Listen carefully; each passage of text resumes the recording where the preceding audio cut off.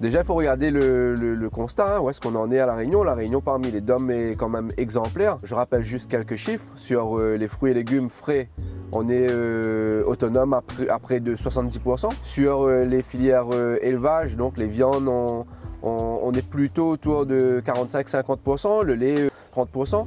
Donc on a quand même des volumes de production qui sont intéressants sur ces filières qu'on appelle les filières alimentaires, filières de diversification. Aujourd'hui, si vous vous demandez est-ce qu'un jour on sera autonome à 100%, moi je pense que ce sera compliqué parce que on a une saisonnalité, on a des habitudes de consommation, on mange de la pomme, on mange des produits qui ne sont pas des fruits tropicaux, qui sont des fruits européens de par notre éducation.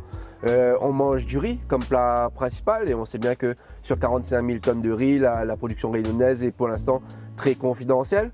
Donc effectivement, moi je pense pas qu'en 2030 on sera autonome à 100%, on n'aura plus besoin de personne. Par contre, la dynamique est bonne, donc qui nous a permis d'être aujourd'hui où on est. On connaît le modèle familial, c'est quoi? C'est des petites structures où on n'est pas des fermes-usines avec une taille moyenne d'exploitation à La Réunion qui est de 7 hectares. On voit bien la difficulté pour être compétitif sur ce type de modèle-là. Par contre, là où on se démarque, c'est qu'on cible notre production, donc notamment vers des productions de forte valeur ajoutée, des productions qui ont une histoire, la vanille IGP, l'ananas Victoria, où vraiment c'est la qualité qui fait la différence. Malgré tout, bon, c'est ça vraiment le handicap qui nous freine, donc pour vraiment avoir tout le marché, c'est que le poulet par exemple qui est produit au Brésil avec des normes qui sont incomparables en termes d'environnement, en termes de social, est envoyé à La Réunion à des prix défiant toute concurrence. Donc effectivement, le poulet réunionnais a du mal à concurrencer le poulet brésilien. Et ça, c'est valable sur toutes les filières. Donc ça, c'est vraiment un frein. Après, est-ce qu'il y a des solutions? Pour l'instant, c'est compliqué. Donc il y a quand même 8000 hectares à La Réunion qui sont aujourd'hui pas cultivés, qui sont en friche. Et nous, nos propositions, bon, c'est d'être beaucoup plus durs envers ces propriétaires qui ont du foncier et qui n'exploitent pas bien souvent parce qu'ils ont une autre activité ou qu'ils sont en train de spéculer en attendant qu'un jour un potentiel déclassement. Donc on a demandé à l'État, dans une loi foncière qui se fait attendre, de pouvoir taxer le terre en friche, de pouvoir voilà, être beaucoup plus agressif sur ces surfaces pour pouvoir récupérer. Si on récupérait déjà 5000 hectares sur 8000 hectares de friche, ce serait vraiment intéressant pour l'agriculture réunionnaise. Je pense qu'avec 42 000 hectares de surface agricole utile, on a les moyens quand même d'avoir des chiffres intéressants. Pour rappel, sur les fruits et légumes, donc c'est 5 000 hectares, on arrive à faire 70% du marché frais. Sur l'élevage, bon, on connaît les modes de production actuels, ce sont bien souvent, que ce soit pour le porc, pour le poulet, pour le lapin, c'est des élevages sous bâtiment d'élevage, donc là qui ne demandent pas beaucoup de surface. Donc oui, moi je pense qu'avec 42 000 hectares de surface agricole, on a les moyens d'approcher au plus près cette fameuse autonomie alimentaire. Donc oui, pour la Chambre d'agriculture, ça reste une culture importante avec ce que souvent les gens ont du mal à comprendre, c'est que la canne, c'est un peu l'assurance des exploitations. Nous les agriculteurs, on travaille sans filet quand on fait de l'élevage, quand on fait des cultures végétales. Le moindre cyclone, la moindre sécheresse, on est dans un milieu très rude avec beaucoup d'aléas climatiques, peut anéantir toute notre production et donc tout notre revenu.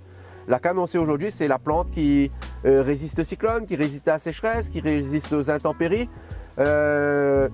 Si on n'avait pas la canne, ça se trouverait à un moment donné, les agriculteurs n'auraient plus aucun revenu et c'est tout le modèle agricole qui s'effondrait.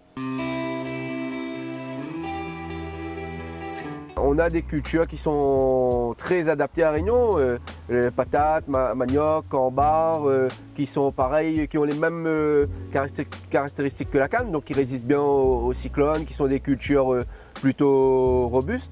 Mais après, voilà, il faut que les Réunionnais reprennent l'habitude de mettre dans leur assiette, en sachant qu'en plus, c'est des qualités nutritionnelles qui sont intéressantes et qui permettent en même temps de lutter contre l'obésité, le surpoids, etc.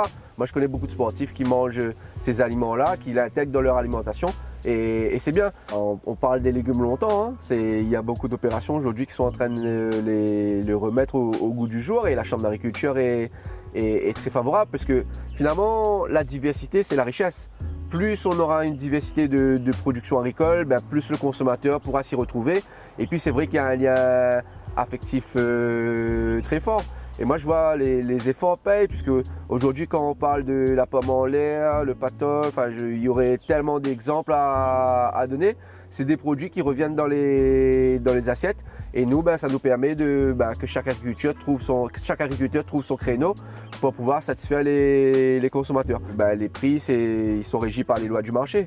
Donc plus la consommation et la demande est importante, et plus on peut mettre des volumes en face, et plus il y a de volume, plus les prix baissent. Plus les Réunionnais vont consommer local, moins chers seront les prix.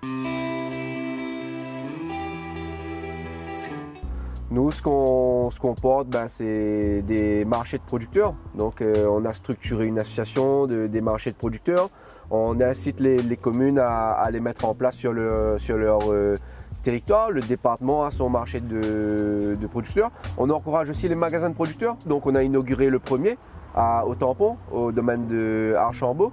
Donc, en partenariat étroit avec la Chambre d'agriculture et aussi le département qui a la compétence agricole. Je prends l'exemple aussi de Renalim, l'application qu'on a créée donc pour la restauration collective. Donc aujourd'hui, ceux qui veulent mettre dans leur cuisine des produits locaux, ils ont un seul site qui va référencer toutes les productions des agriculteurs qui souhaitent vendre à ces collectivités.